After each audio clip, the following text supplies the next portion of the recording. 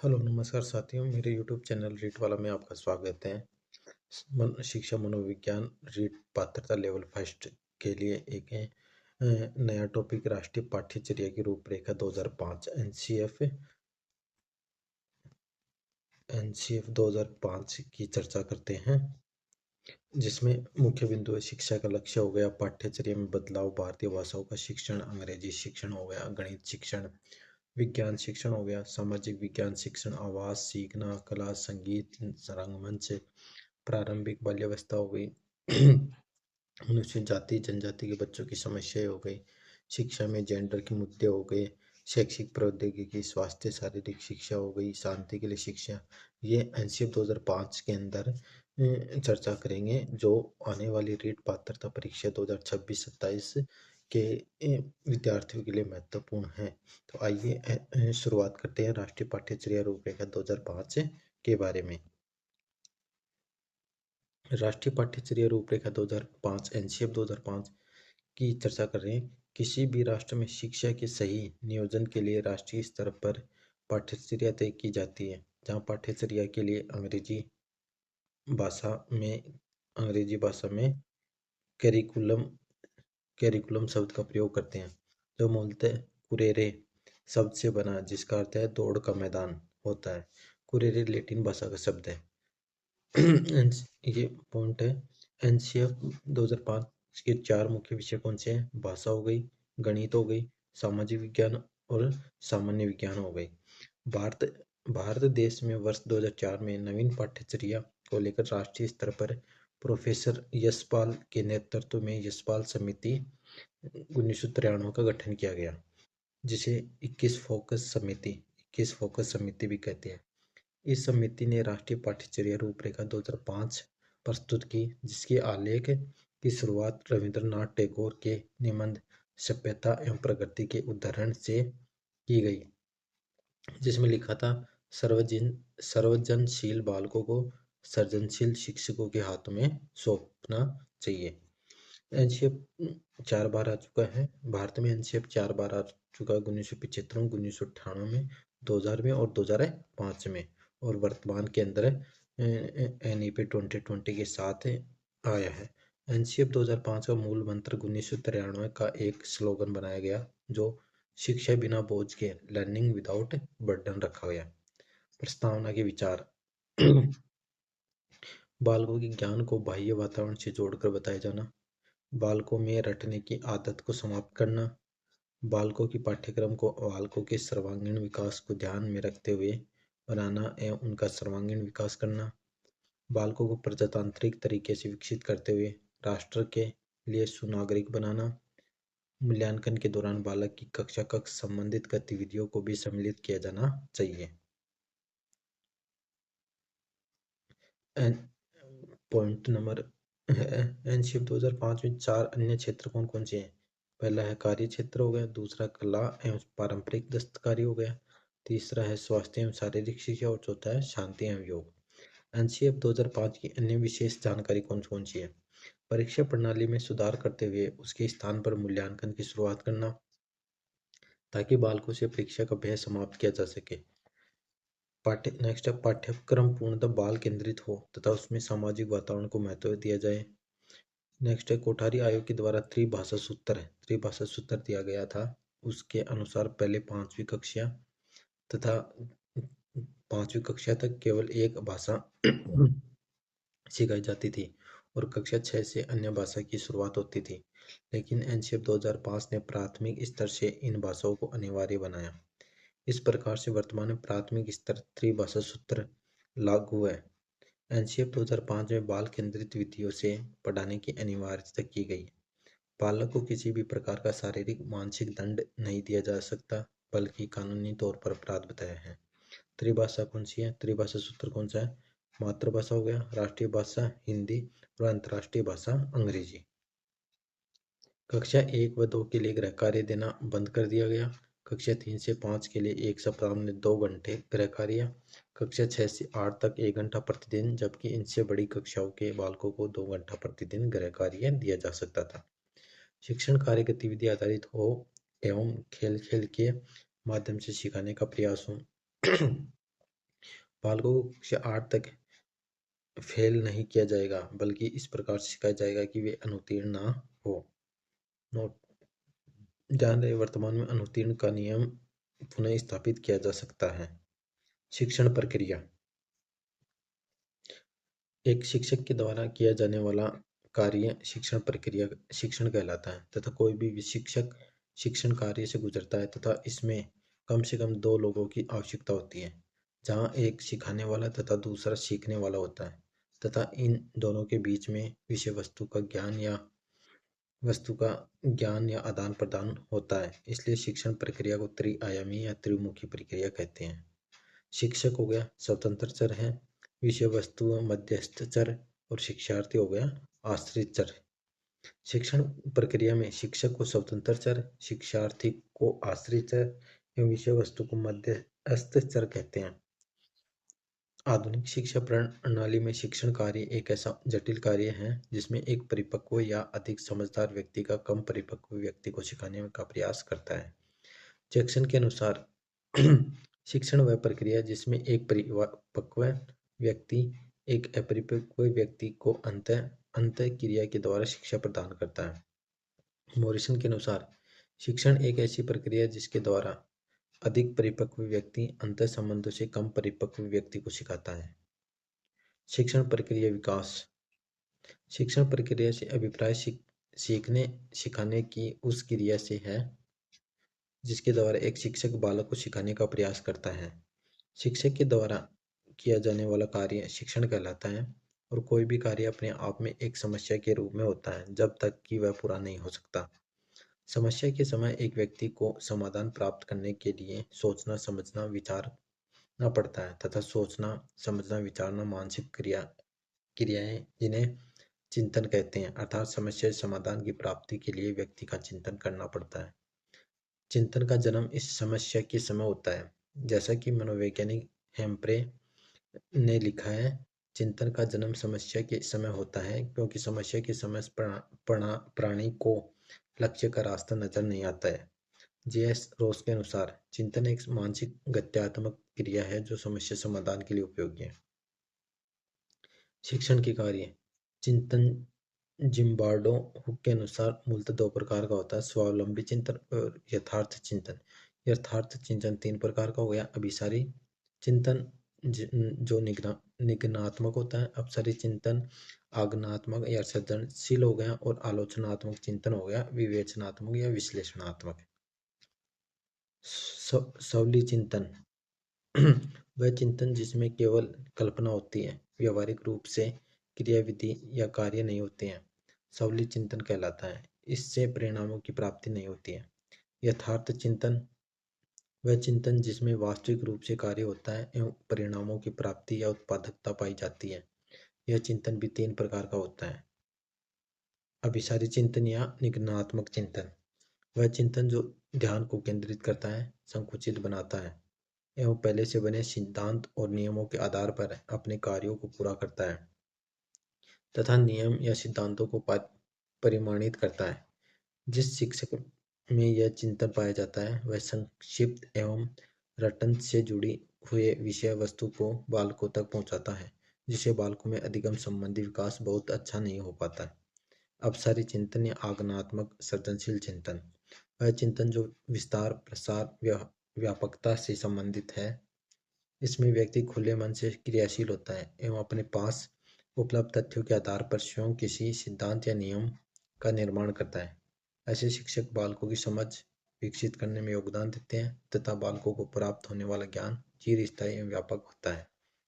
आलोचनात्मक चिंतन, विवेचनात्मक विश्लेषणात्मक चिंतन चिंतन का यह वह रूप जहाँ पर व्यक्ति सही या गलत क्या है, क्या होना चाहिए, क्या नहीं होना चाहिए आदि पर विचार करते हुए कार्य करता है तथा इस चिंतन के द्वारा व्यक्ति तर्क की प्राप्ति करता है।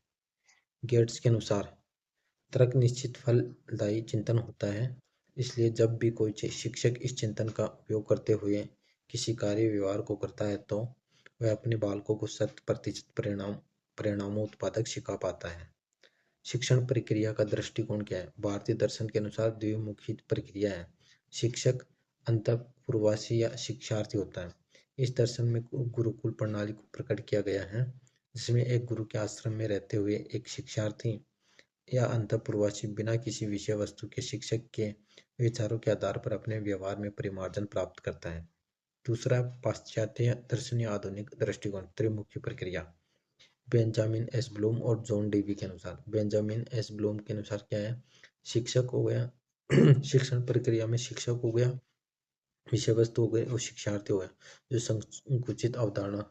और जॉन डेवी के अनुसार शिक्षक शिक्षण प्रक्रिया में शिक्षक हो गया, शिक्षार्थी हो गया और विषय वस्तु के स्थान पर जो बी एस ब्लूम ने विषय वस्तु बताई थी उसके स्थान पर जॉन डेवी ने समाज बता दिया, जो व्यापक अवधारणा है।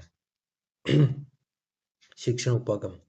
जब एक शिक्षक शिक्षण कार्य करता है तो वह विभिन्न प्रकार के उपाय काम में लेता है, जिनका उद्देश्य शिक्षण कार्य को सुगम बनाना एवं सकारात्मक परिणामों को प्राप्त करना होता है।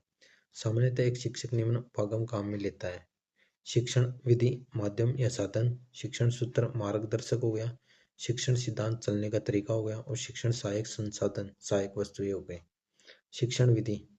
एक शिक्षक जब शिक्षण कार्य करता है तो वह अपने शिक्षण कार्य के लिए जो उपाय, साधन, माध्यम काम में लेता है, जिसके द्वारा वह विषय वस्तु को सरल बनाते हुए विवेचनात्मक तरीके से संगठित विषय वस्तु को बालकों तक प्रेषित करते हुए एक उद्देश्यपूर्ण एवं विवेकपूर्ण कार्य को संपन्न कराता है। आए हुए कुछ महत्वपूर्ण क्वेश्चन है। शिक्षक के कौन कौन से काम है?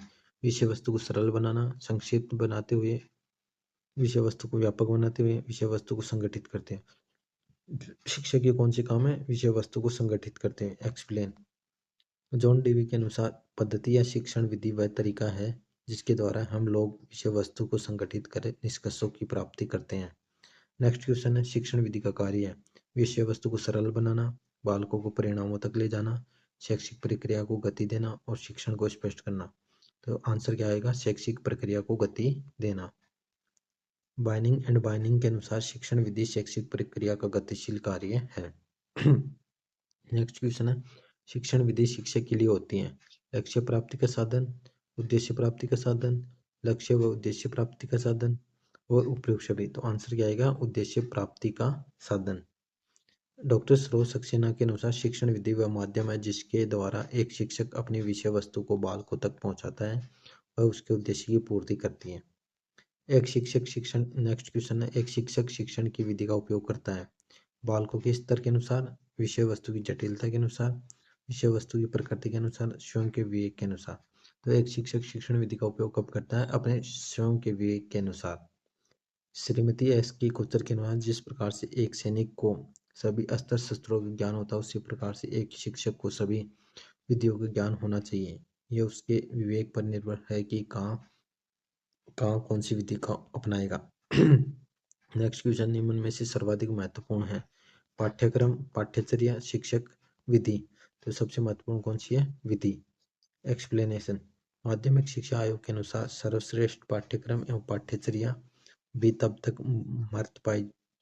प्राय है जब तक कि उसके लिए कोई श्रेष्ठ शिक्षक एवं शिक्षक के पास विधि का अभाव है। शिक्षण विधियों के प्रकार: परंपरागत विधि, पाठ्य पुस्तक विधि, तू पढ़ विधि। नेक्स्ट है शिक्षक केंद्रित विधियां, व्याख्यान विधि हो गई, भाषण विधि और कहानी विधि, कथानक या व्यास विधि। नेक्स्ट है बाल केंद्रित विधियां कौन कौन सी है? पर्यटन विधि, खोज विधि, आगमन निगमन विधि, विश्लेषण विधि, प्रदर्शन विधि, अभिक्रमित अनुदेशन विधि, खेल परियोजना विधि, समस्या समाधान विधि, वाद विवाद विधि। ये कौन सी है? बाल केंद्रित विधियां। शिक्षण कार्य करते समय सबसे पहले एक शिक्षक शिक्षण विधियों को ही उपयोग में लाता है जो कि आगे की प्रक्रिया के लिए मुख्य व्यवहार है। शिक्षण सूत्र। प्राचीन काल से लेकर आधुनिक काल तक विभिन्न विद्वानों एवं शिक्षकों ने जो कार्य किए उन कार्यों के समय शिक्षण में जो समस्याएं आई उन समस्याओं को कैसे दूर किया जा सकता है वो ध्यान में रखते हुए कुछ महत्वपूर्ण विचार दिए जिन्हें शिक्षण सूत्र कहते हैं। इनको संगठित करने का श्रेय Comenius, Pestalozzi, Froebel, John Dewey, Spencer को जाता है। प्रमुख शिक्षण सूत्र: सरल से कठिन की ओर, पूर्ण सेंस की ओर, मनोविज्ञान से तर्क की ओर, आगमन से निगमन की ओर, विश्लेषण से संश्लेषण की ओर, प्रत्यक्ष से अप्रत्यक्ष की ओर, मूर्त से अमूर्त की ओर, और समीप से दूरी की ओर, विशिष्ट से सामान्य की ओर।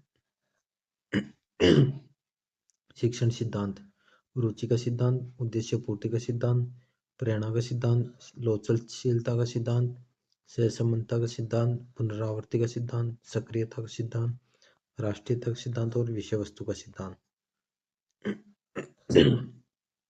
रुचि का सिद्धांत: एक शिक्षक को चाहिए कि शिक्षण कार्य करते समय विषय वस्तु के प्रति बालक में रुचि पैदा करे, क्योंकि रुचि अधिगम की मात्रा बढ़ाती है। विंसेंट के अनुसार सक्रिय रुचि बालकों के अधिगम की मात्रा को बढ़ाती है। थॉर्नडाइक ने भी सीखने के नियमों के तत्परता का नियम देते हुए स्पष्ट करने का प्रयास किया है कि मानसिक तत्परता रुचि को जन्म देती है और रुचि अधिगम को बढ़ाती है। उद्देश्य पूर्ति का सिद्धांत: शिक्षण कार्य उद्देश्यपूर्ण होता है, इसलिए एक शिक्षक और शिक्षार्थी दोनों अपने उद्देश्य का पता होना चाहिए, तभी जाकर वे अपने उद्देश्य की पूर्ति कर सकते हैं। रिवलेन के अनुसार शिक्षण एक उद्देश्यपूर्ण नैतिक क्रिया है। बलदेव भाटिया के अनुसार बिना उद्देश्य के ज्ञान के एक शिक्षक उस नाविक के समान है जिसे अपने मंजिल का पता नहीं है, और उसके शिक्षार्थी उस पतवार विहीन नाव के समान है जो लहरों के थपेड़े खाकर किसी भी किनारे से जा टकराएगी। प्रेरणा का सिद्धांत: कोई भी कार्य बिना अभिप्रेरणा के होना संभव नहीं है, इसलिए एक शिक्षक को भी चाहिए कि वह अपने बालकों के प्रति वातावरण पैदा करें, जैसा कि स्किनर ने कहा कि अभिप्रेरणा अधिगम का सर्वोच्च राजमार्ग है। श्रीमती गुड एनएफ के अनुसार एनएफ ने लिखा कि किसी कार्य को आरंभ करने, जारी रखने या नियमित बनाने की प्रक्रिया ही अभिप्रेरणा है। प्रेरणा का सिद्धांत कहता है कि कक्षा कक्ष में वही शिक्षक सर्वोत्तम है जो बालकों को अधिकतम प्रेरित करता है। लोचशीलता का सिद्धांत: शिक्षण कार्य करते समय शिक्षक के व्यवहार में लोचशीलता बहुत आवश्यक है। आवश्यकता पड़ने पर बालकों के साथ कठोरता से पेश आना और आवश्यकता पड़ने पर विनम्रता पूर्वक व्यवहार करना जरूरी होता है, क्योंकि कक्षा में सभी बालकों का दृष्टिकोण एक समान प्रकार का नहीं होता। सहसंबंधता का सिद्धांत: जब एक शिक्षक किसी एक विषय वस्तु को स्पष्ट करने के लिए किसी दूसरी विषय वस्तु को जोड़कर सिखाने का प्रयास करता है, तो ऐसा करने से बालकों में दूसरे विषय के प्रति सकारात्मक भाव पैदा होता है।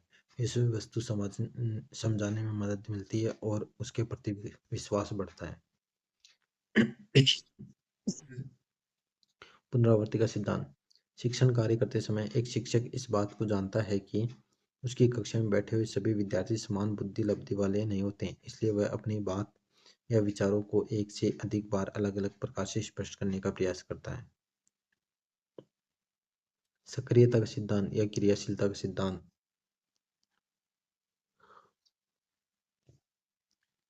शिक्षण कार्य के दौरान जब एक बालक को सक्रिय व्यवहार के लिए प्रेरित किया जाता है तो बालक अधिकतम सीखता है। इसके लिए बालक को ऐसी विधियों से पढ़ाया जाना चाहिए जो बाल केंद्रित अधिगम प्रक्रिया में करके सीखने के लिए पहली बार विचार फ्रोबेल ने दिया, जिसे जॉन डीवी ने लर्निंग बाय डूइंग के सिद्धांत के रूप में प्रस्तुत किया। बालक जितना स्वयं सक्रिय रहता है उतना ही अधिक सीख पाता है। राष्ट्रीय सिद्धांत: सामान्य रूप से किसी बालक को सिखाते समय विषय वस्तु के माध्यम से राष्ट्रीय फ्रेम के भाव को विकसित किया जाता है, तो बालक में अपनापन पैदा होता है तथा यह अपनापन बालकों में आनंद की अनुभूति करवाता है, जो उस विषय वस्तु के प्रति लगाव को जन्म देता है, इसलिए इसे आनंद का सिद्धांत भी कहते हैं। विषय वस्तु का सिद्धांत: शिक्षण कार्य करने से पहले एक शिक्षक को विषय वस्तु को अपने मस्तिष्क में संगठित करनी होती है तथा पढ़ाने से पूर्ण यह तय करना होता है कि मुझे क्या, कितना और कैसे पढ़ाना है। ऐसा नहीं करने पर बालकों को आवश्यक अधिगम करवा पाना संभव नहीं हो पाता। अमेरिकी विद्वान डेविड आसुबेल के अनुसार शिक्षण कार्य करने से पहले स्वयं शिक्षक को तैयारी करना आवश्यक होती है, यही अधिगम अग्रिम संगठन प्रतिमान है।